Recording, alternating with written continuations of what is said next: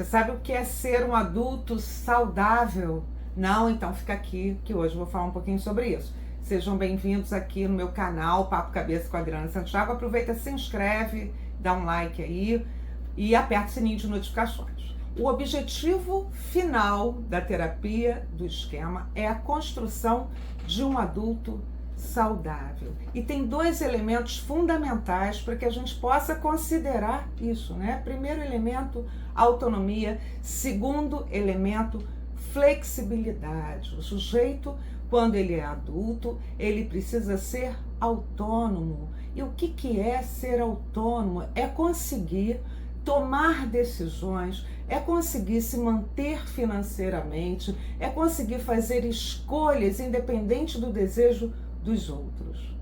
E o que é ser flexível, afinal de contas? É poder olhar a realidade por perspectivas diferentes, é poder ter uma visão drônica das situações nas quais o sujeito vive, muitas vezes situações difíceis, porque rapadura é doce, mas não é mole não. Todo mundo passa por dificuldades, né? O conceito de flexibilidade está ligado à resiliência. Entender, por exemplo, que os problemas acontecem com todo mundo, que a gente está aqui nessa existência para poder superá-los. Quando a gente olha para o vizinho, quando a gente olha para o colega, parece que ele tem a vida perfeita, principalmente nas redes sociais, porque as pessoas não contam as suas próprias desgraças, né?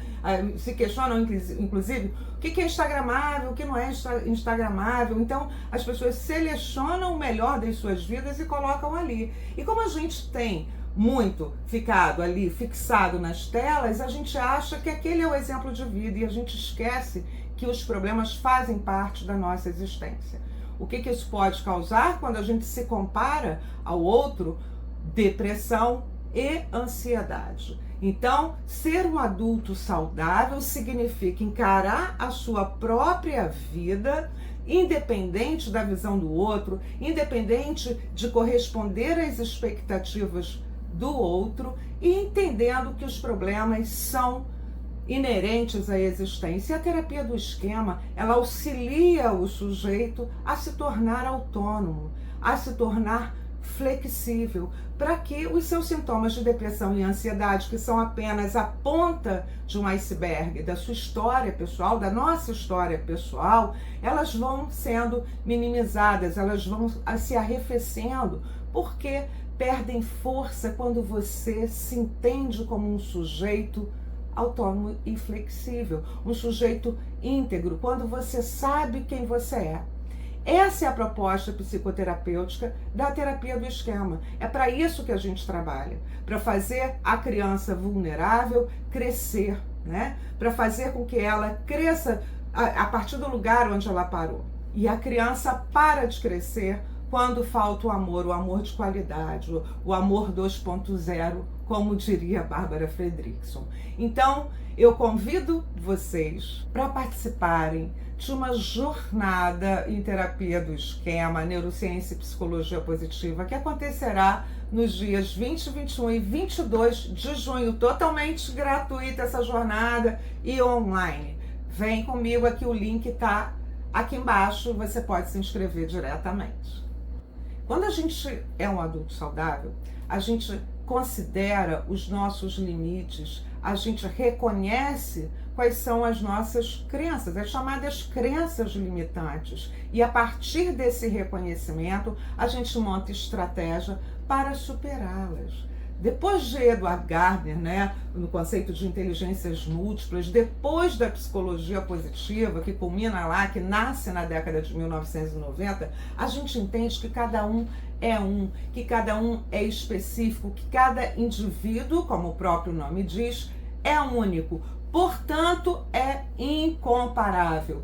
Ser um adulto saudável é entender que você, que seu paciente tem uma história pessoal que o faz ser quem ele é. É claro que o que a gente é hoje é uma tentativa de recuperar o que aconteceu no nosso passado, isso sem dúvida nenhuma. E saber que história é essa também é fundamental, porque geralmente o sujeito é agido por questões inconscientes. Ele não sabe por que ele age dessa ou daquela forma. Muitas vezes o que a gente escuta muito no consultório é: não sei por que eu ajo dessa forma, se isso me prejudica. Não sei por que eu procrastino. Não sei por que eu me sinto uma fracassada. Não sei por que eu só escolho homem esquisito ou mulher esquisita para me relacionar. Isso se dá por conta de processos inconscientes. Então, em terapia do esquema, ser um adulto saudável significa também reconhecer esses processos inconscientes, trazer à consciência, né, esses processos ali que trabalham implicitamente. A gente faz com que o sujeito entenda a origem dessas questões para que ele, de fato, possa se olhar de forma drônica, se tornando uma figura mais flexível, portanto, com menos depressão e ansiedade. Os esquemas desadaptativos remotos, eles fazem com que o sujeito produza, que ele cronifique uma visão enrijecida do mundo. Então, isso faz com que a pessoa diga: é sempre comigo, é sempre assim, eu não consigo mudar. Isso é um paradoxo, né? O sujeito diz sobre si mesmo: eu não consigo mudar, coisas que somente ele poderia alterar. Então, esse é o paradoxo, é isso que faz com que os esquemas desadaptativos remotos produzam transtornos de personalidade e outros transtornos mentais, porque é justamente a inflexibilidade do olhar que vai fazer o sujeito adoecer. A psicologia positiva, ela auxilia muito no tratamento de esquemas. E por quê? Por que ela auxilia muito? Porque enquanto a teoria dos esquemas nos faz mapear as dores, os nós, as esquisitices dos sujeitos, os esquemas desadaptativos, a psicologia positiva, ela olha o sujeito como potencialidade e vai pesquisar esquemas, sim, porque o conceito de esquema, ele não é exclusivo da terapia do esquema. A gente fala também de outros esquemas, mas no caso da psicologia positiva, a gente vai abordar os esquemas considerados positivos, como forças de caráter, talento, enfim. Então a gente vai entender o sujeito como potencialidade e vai desenvolver neste sujeito, a partir de exercícios produzidos, pautados em ciência, uma possibilidade de se tornar, de fato, um adulto saudável, portanto, autônomo e flexível. E quando a gente apresenta, é tão engraçado, né? A gente percebe no consultório. Aliás, eu tenho que contar um caso. Uma vez eu fui dar uma aula, ela deve até, minha aluna deve estar até aqui vendo esse vídeo, muito provavelmente. Eu fui dar uma aula num instituto, e aí eu pedi que as alunas fizessem um teste de forças de caráter e que elas me levassem na aula seguinte. E uma delas disse: professora, não gostei. Por quê? Aqui só fala coisa boa sobre mim, eu sou muito pior que isso. E eu disse: bom, mas é porque esse só mede coisa boa, eu tenho um que mede coisa ruim, e depois a gente pode conversar sobre isso e eu também te dou mais notícias. Mas é porque a psicologia positiva, ela vai avaliar o sujeito a partir das suas qualidades. Então, ela meio que muda o objetivo, né, da psicologia como um todo, que sempre foi olhar para as questões negativas, e a psicologia positiva, então, ela vai ser a condição, vai ser a possibilidade da gente criar estratégias terapêuticas para que o sujeito se enxergue além dos seus sintomas, para além dos seus sintomas. E por que os sintomas, por que o negativo, ele pesa tanto, né? Por que a pessoa, quando ela está deprimida, ela fica num mar de lamas, ela não consegue enxergar as suas potencialidades? E para avaliar e para fazer um mapeamento dessas qualidades, a gente vai usar os exercícios produzidos por cientistas que trabalham com psicologia positiva, né? E a gente aplica no consultório. Então a gente monta estratégias terapêuticas que incluam esses exercícios, esse olhar mais positivo, fazendo com que o sujeito possa se amar. Eu diria isso, né? Gostar de quem ele é. Na verdade, num primeiro momento, se reconhecer. saber quem é de fato, né? Porque o que mais a gente vê é gente que se desconhece. Tem uma pergunta que eu faço sempre no meu consultório, dentro da anamnese, né? Daquele momento de anamnese, é: quem é você? E, na maioria das vezes, o sujeito diz assim: mas que pergunta difícil, eu não sei. Ou quando ele se descreve, vai se descrever num viés absolutamente negativo.